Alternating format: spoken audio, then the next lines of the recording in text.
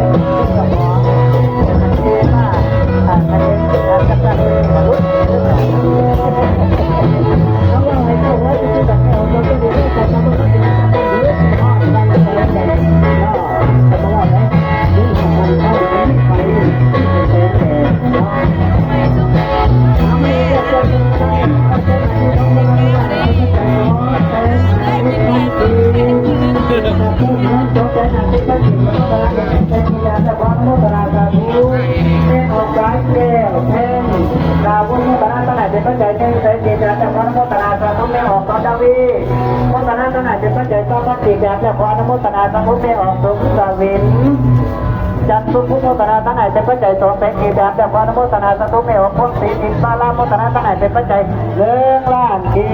อาสาธุมาอีกเรื่องเกี่ยวกับสภาพครอบครัวของตู้ส่วนกินโอ้ยเราก็จะอยู่ใกล้แล้วดิคือสิขาดนอกประตูส่วนกิน